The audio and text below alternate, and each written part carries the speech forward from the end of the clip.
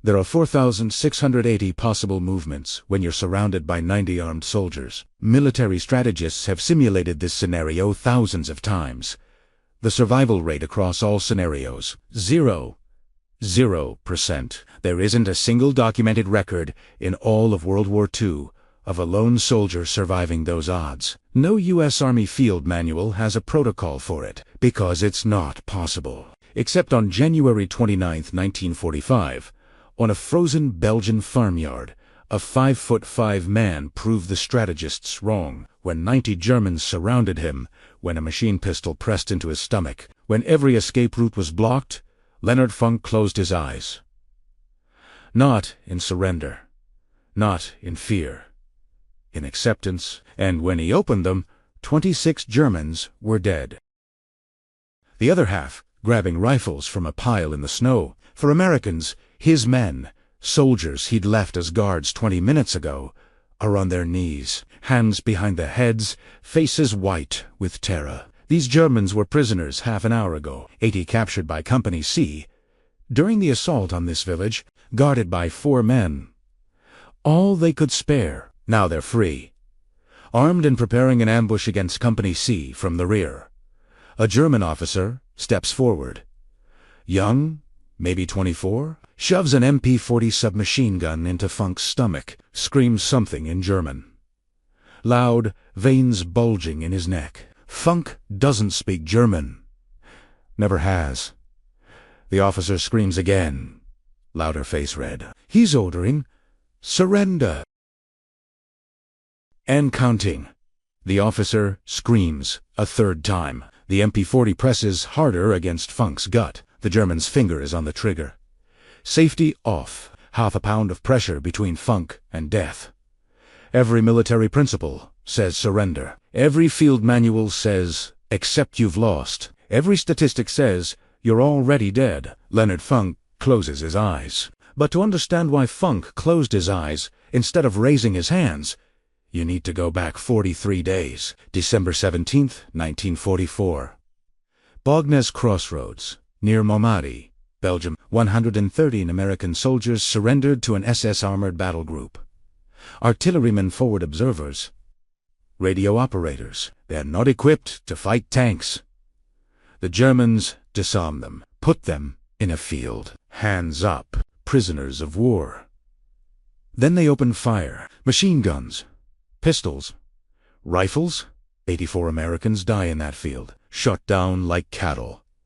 Men who try to run are cut down. Men who fall wounded get bullets to the head. Execution. Not combat, cold-blooded murder. 43 survive by playing dead, lying in the snow for hours. German boots walking past them. German voices laughing. When darkness comes, they crawl back to American lines. The news spreads through the American army within hours. The Germans are executing prisoners. Montmartre changes everything. Before that, the war in Europe had rules. Unofficial, unspoken, but real. You surrendered when the situation was hopeless. Prisoners were treated according to the Geneva Convention. There was a kind of grim professionalism between enemies. After Montmartre, the rules are gone. American soldiers swear they'll never surrender to the SS. Some units pass down orders. No SS prisoners. When Funk hears about the massacre, something hardens inside him. He's already seen too much. Normandy, Harlem. Friends dying in fields and forests across Europe. But this is different. This is Mörder. Cold-blooded execution of men who'd surrendered in good faith. Leonard Funk makes a decision that day. He will never surrender to the Germans.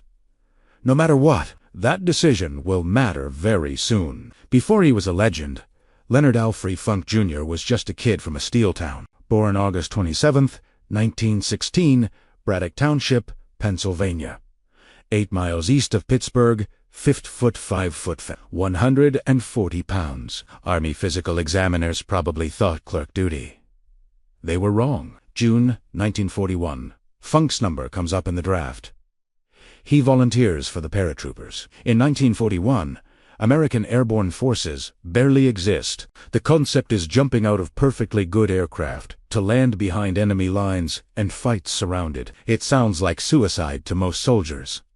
The volunteers are different. Tae Abe Toby Fang earns his jump wings, gets assigned to Company C, Uno Esse Battalion 508th Parachute Infantry Regiment. By D-Day, he's a squad leader. By Holzheim, he'll be acting company executive officer. Fierst 2.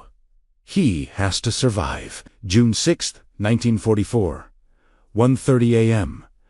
The C-47 Skytrain shudders as flak explodes around it. Funk is standing in the stick, the line of paratroopers waiting to jump.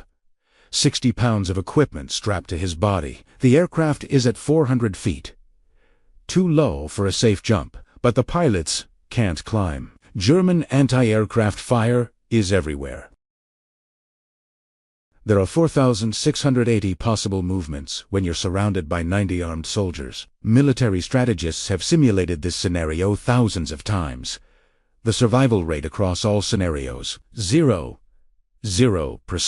There isn't a single documented record in all of World War II of a lone soldier surviving those odds. No U.S. Army field manual has a protocol for it, because it's not possible. Except on January 29, 1945, on a frozen Belgian farmyard, a 5'5" man proved the strategists wrong when 90 Germans surrounded him, when a machine pistol pressed into his stomach. When every escape route was blocked, Leonard Funk closed his eyes.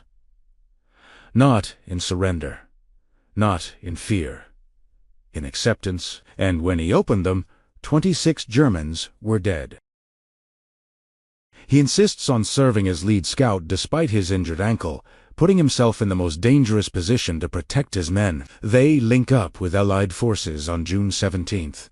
Every single man survives. Not one casualty. 10 days behind enemy lines.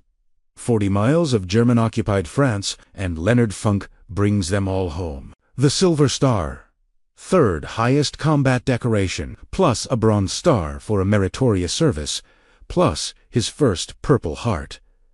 Funk is just getting started. September 17, 1944. Holland, Operation Market Garden. The 508th is operating near Nijmegen, helping to capture bridges that will allow ground forces to advance. Then Funk notices something that isn't part of the plan. 3 German 20mm flak guns are firing at the incoming Allied gliders. The gliders carry reinforcements. Jeeps. Artillery pieces. Ammunition. Medical supplies. If those guns keep firing, hundreds of men will die before they even hit the ground. The gun position is dug in, on high ground, near Weiler. Approximately 20 German soldiers manning the weapons and providing security. Sandbags. Camouflage.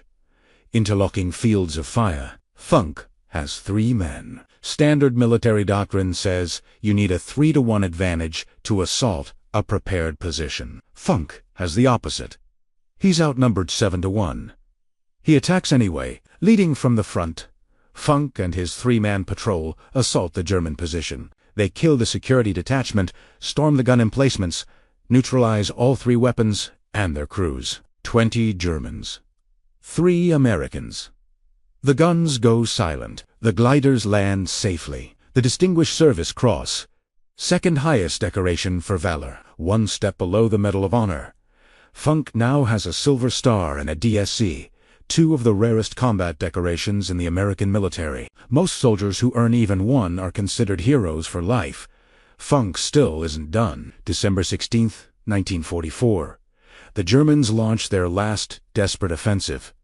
3 armies, 400,000 men. 1,400 tanks, 1,900 artillery pieces. They crash through the American lines in the Ardennes Forest, aiming for the port of Antwerp. January 29, 1945. The German offensive has been broken. Now the Allies are pushing back. Company C, 508th Parachute Infantry, gets orders to capture the Belgian village of Holzheim. There's a problem. Company C is under strength. The executive officer, second in command, has been killed. They don't have enough men for the assault. Funk is now acting executive officer. He looks at his depleted roster and makes a decision. He walks to the company headquarters tent. Inside are clerks, supply personnel, cooks, men who normally never see combat. "You're all infantry now," Funk tells them. "Grab your weapons. We're taking that village." He forms a makeshift platoon, 30 men who've spent most of the war behind desks. They've had basic training, sure, but real combat. Most of them have never fired a shot at another human being. Funk doesn't care. He needs but he'll turn them into soldiers. The march to Holzheim is 15 miles through waist-deep snow in a driving blizzard, temperatures well below freezing. German artillery shells explode around them, harassing fire from the flanks. Funk leads from the front. They reach Holzheim. Funk organizes the assault. Funk looks at his exhausted men. They've been marching and fighting for hours. There's still resistance in other parts of the village, scattered German soldiers who haven't surrendered yet. He can only spare 4 men to guard the prisoners. "Keep Tim Ehre," he tells the guards. "We'll send reinforcements when we can."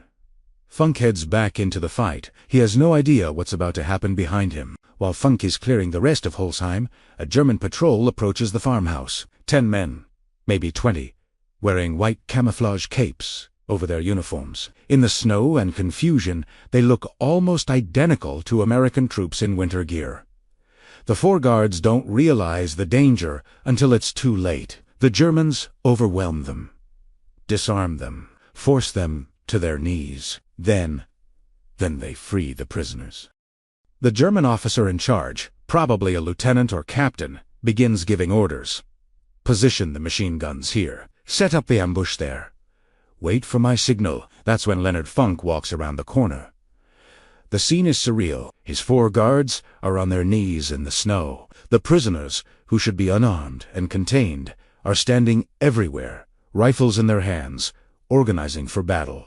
The German officer spots Funk immediately. The first sergeant, stripes on his sleeve mark him as a leader. A prize. The officer strides forward, shoves his MP40 into Funk's stomach, screams a command in German. "Surrender! Drop your weapon!" Except Funk doesn't speak German. He has no idea what the officer is saying. The officer screams again, louder. His face is red, veins bulging in his neck. Funk looks around. 90 Germans, half of them armed, his 4 men disarmed and helpless. One other American soldier standing beside him, equally helpless. The mathematics of survival are 0. There is no scenario where Leonard Funk wins this fight. He's outnumbered 90-1. The sensible thing, the rational thing, is to surrender. But Funk remembers Mamadi, 84 Americans murdered in a field, shot like animals, left to freeze in the snow. He's already decided he'll never surrender to the Germans. So Leonard Funk closes his eyes. The Germans see it. The officer sees it. 10 Americans surrounded, weapon pressed into his stomach, certain death staring at him from 90 directions. Closes his eyes, not squeezing them shut in fear, just closing them. Like a man accepting what comes next, like a man making peace, like a man who's already decided. For 3 seconds, maybe 4, Leonard Funk stands there, eyes closed, world shut out. In that moment, he's not thinking about the 90 Germans. He's not thinking about the impossible odds. He's not thinking about survival. He's thinking about his men, the 4 guards on their knees. Leonard Funk opens his eyes. His hand moves to his Thompson. The M1A1 submachine gun slung over his shoulder. The German officer watches. This is good. The American is finally surrendering his weapon. Funk's hand closes around the grip. He begins to unsling it.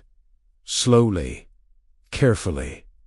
The German relaxes slightly. He's about to have another prisoner, another trophy. Then Funk moves in one motion faster than thought. He swings the Thompson down, brings the muzzle into line, and squeezes the trigger. The M1A1 Thompson fires 45 ACP rounds at 600 per minute. At close range, each round hits like a sledgehammer. The bullets don't just wound, they destroy. The first burst catches the German officer in the chest. 30 rounds in less than 3 seconds. The officer is dead before he hits the ground. Funk doesn't stop. Can't stop. The moment he started shooting, he committed to killing everyone or dying himself. There's no middle ground. He pivots. Still firing, the Thompson sprays an arc of lead across the German soldiers nearest to him. Men scream. Men fall. Blood sprays across the snow. Brass casings tumble through the air, steaming in the cold. The magazine runs dry. 30 rounds gone in seconds. This is the critical moment. A Thompson takes 2 seconds to reload if you're practiced. 2 seconds is forever in a firefight. 2 seconds is enough time for 90 Germans to kill 1 American. Funk yanks the empty magazine out, slams a fresh one in, racks the bolt, keeps shooting. The whole sequence takes less than a heartbeat. Muscle memory. Thousands of hours of training compressed into one fluid motion. At the same time, he's screaming at his men, "Pick up their weapons! Pick up their weapons!" The 4 guards, still on their knees, scramble for the rifles the dead Germans have dropped. Seconds ago they were prisoners. Now they're fighting for their lives. The Germans are in chaos. Their officer is dead. The American who closed his eyes is now killing them. Nobody gave orders for this. Nobody knows what to do. Some of them shoot back.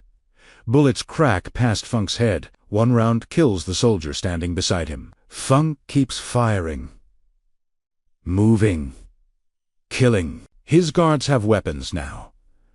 They're shooting too. The Germans are caught in a crossfire they never expected. 60 seconds. That's all it takes. 26 German soldiers lie dead in the snow. 24 more are wounded. The rest, more than 40, have thrown down their weapons and raised their hands. The prisoners are prisoners again. Their officer had the situation under control. 90 men. The American was surrounded, weapon in his stomach. Compliance was certain. Then the American closed his eyes. In German military doctrine, closing your eyes meant acceptance of defeat. It meant surrender. It meant the fight was over. So when Funk opened them and started killing, the psychological shock was devastating. Warriors train for resistance. They train for defiance. They train for desperate last stands. They don't train for a man who accepts death, then chooses to deal it instead. The German survivors would later tell their interrogators that the American paratrooper moved like something that had already died, like a man with nothing left to lose. Because that's exactly what he was. Leonard Funk had made his choice. If death was certain, then he'd meet it standing, and he'd take as many with him as possible. The aftermath is almost anticlimactic. Compagnie Sécures. The captured Germans, the survivors anyway, are marched to the rear under much heavier guard this time. When the Medal of Honor recommendation reaches Washington, nobody questions it. What Funk did at Holzheim is beyond dispute. Outnumbered 90-1. Enemy weapon in his gut, and instead of surrendering, he attacked. The official citation reads, "He was ordered to surrender by a German officer who pushed a machine pistol into his stomach. Although overwhelmingly outnumbered and facing almost certain death for his sergeant, Funk, pretending to comply with the order, began slowly to unsling his submachine gun from his shoulder, and then, with lightning motion, brought the muzzle into line and riddled the German officer. He turned upon the other Germans, firing and shouting to the other Americans to seize the enemy's weapons. In the ensuing fight, 21 Germans were killed, many wounded, and the remainder captured." Note the citation says 21. Other accounts say 26. Historical records from the 508th Peer List, different numbers depending on whether you count immediately killed versus mortally wounded, whether you count the officer Funk shot first, whether you count Germans killed by Funk versus those killed by his guards once they grabbed weapons, that he would rather have this medal than be President of the United States. Think about that. The most powerful man in the world, the man who had just ended World War II with atomic weapons, the man who had reshaped the entire global order, looking at a 5'5" paratrooper from a steel town and saying, "I'd rather be you, Because what Truman understood, what everyone who reads Medal of Honor citations understands, is that courage isn't about size or strength or training. Courage is what you do when there's a gun in your stomach and 90 men want you dead. Let's count what Leonard Funk earned during World War II. Medal of Honor for Distinguished Service Cross for the anti-aircraft guns in Holland. Silver Star for leading 18 men through 40 miles of enemy territory in Normandy. Bronze Star for meritorious service. Purple Heart. 3 of them. He was wounded 3 separate times and kept fighting. Plus, the Croix de Guerre from France, the Order of Leopold from Belgium, the Military Order of William from the Netherlands, their equivalent of the Victoria Cross. Leonard Funk is the most decorated paratrooper of World War II. Processing disability claims, cutting through red tape for men who'd given everything and now needed help getting what they were owed. The same kind of quiet, unglamorous, necessary work. He rises through the ranks, becomes division chief of the Pittsburgh Regional Office. His wife Gertrude sticks with him through all of it. They have 2 daughters. They live in McKeesport, Pennsylvania. November 20th, 1992. Leonard Alfred Funk, Jr. dies of cancer. He's 76 years old. They bury him at Arlington National Cemetery, Section 35. Grave 2373. Among the heroes of every American war. At the time of his death, he's the last surviving Medal of Honor recipient from the 82nd Airborne Division in World War II. A fitness center at Fort Liberty is named after him. A highway in Pennsylvania bears his name. A post office in McKeesport was dedicated to him in 2023. But most people have never heard of Leonard Funk. They know Audie Murphy. They know Alvin York. The famous Medal of Honor recipients. They don't know the short, quiet paratrooper who closed his eyes, accepted death, and killed 26 Germans before they could process what was happening. Here's what the story of Leonard Funk teaches. War doesn't favor the big. It doesn't favor the strong. It doesn't favor the reckless or the fearless. War favors the ones who keep thinking when everyone else has stopped. At Holzheim, Leonard Funk had every reason to surrender. The math was impossible. 90 against 1. A gun in his stomach, his men already captured. Any rational person would have given up. But Funk wasn't thinking about the math. He was thinking about Normandy, about 84 Americans murdered in a field, about what the Germans did to prisoners. And he was thinking about his men, the 4 guards on their knees, the soldiers scattered across the village who would be hit from behind if these Germans escaped. So he closed his eyes.